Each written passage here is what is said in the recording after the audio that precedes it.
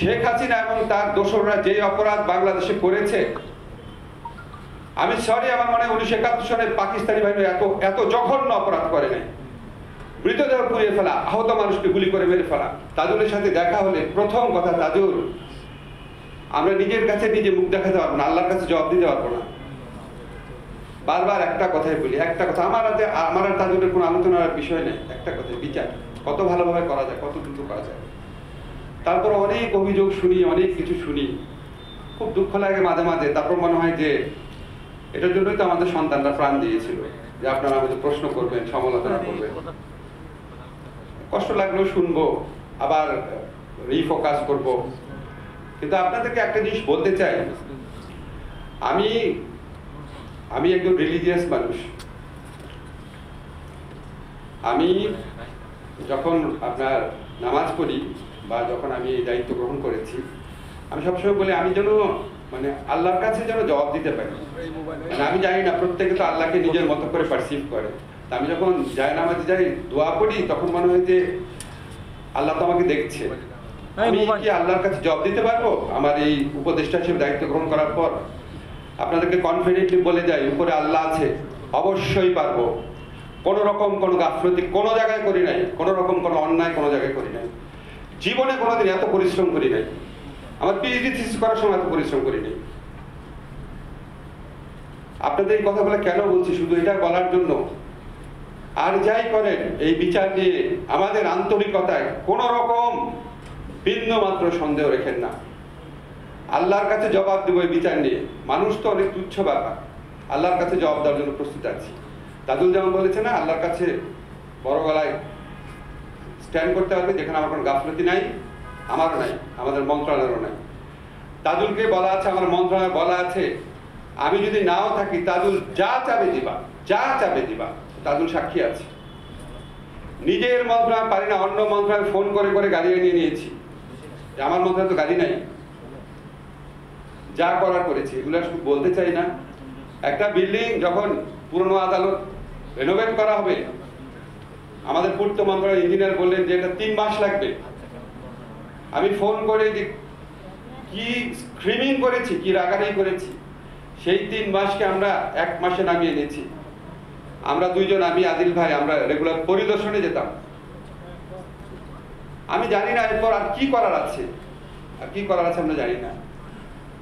আমি জানি যে আমি যদি মানে সন্তানের শহীদ পিতা হতাম, অবশ্যই তারপর আমার প্রশ্ন থাকতো। ওনারা যে কমপ্লেইন করেন, ওনারা যে অভিযোগ করেন, আমার কোনো দুঃখ নাই। আপনার আরো কমপ্লেইন করলেও এটা জাস্টিফায়েবল। আপনাদের মতো আমি সন্তান হারালে আমি আরো বেশি ইমোশনাল হয়ে যেতাম, আরো বেশি এগ্রেসিভলি দাবি করতাম। এটা নিয়ে আমাদেরকে একসেপ্ট করতে হবে। কিন্তু সমাজের অন্যান্য মহল থেকে আসে বলে বিচার দৃশ্যমান হচ্ছে না। আর কিভাবে দৃশ্যমান হয়? টেলিভিশনে দেখানো হচ্ছে।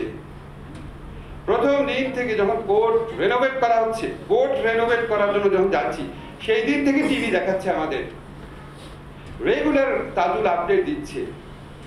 কি করব ভাই? এই 10 মাস যাবত লাইভ দেখাবো? আপনাকে কি তাজুল রাত 2টার সময় কি কাজ করে সেটা দেখবেন? সেটা কি আমরা লাইভ দেখাবো?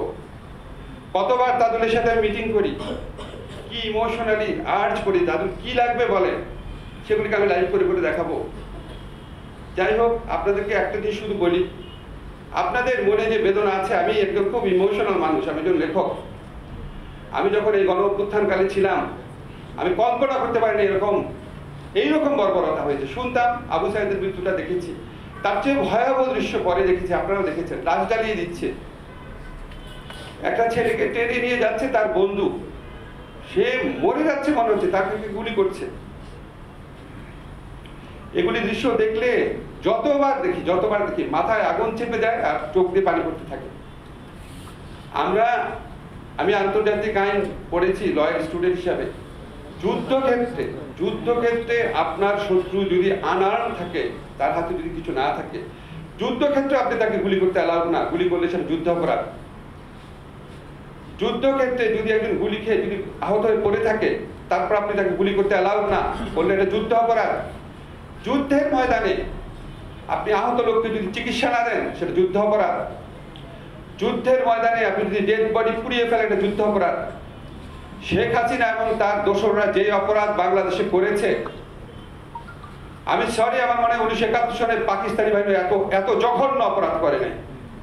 মৃতদেহ পুড়িয়ে ফেলা, আহত মানুষকে গুলি করে মেরে ফেলা, আনাম মানুষকে আহত হয়ে যাচ্ছে যখন তখন গুলি করে মেরে ফেলা।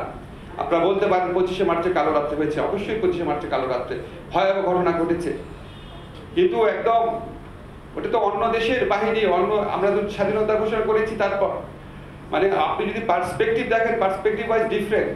আমার 71 সনে ডেড বডি পুড়িয়ে ফেলেছে এরকম কোনো ফুটেজ আমি দেখি নাই, বা 71 সনে একজন গুলি খেয়েছে, তাকে ধরে পিছু নিয়ে যাচ্ছে তার বন্ধু, সেই অবস্থাকে গুলি করেছে, এরকম কোনো ফুটেজ বা এরকম কোনো বর্ণনা আমি কোনো মুক্তিযোদ্ধার বর্ণনা করি নাই। অন্যরকম নৃশংসতা থাকতে পারে, কিন্তু এরকম নৃশংসতা কল্প করি নাই।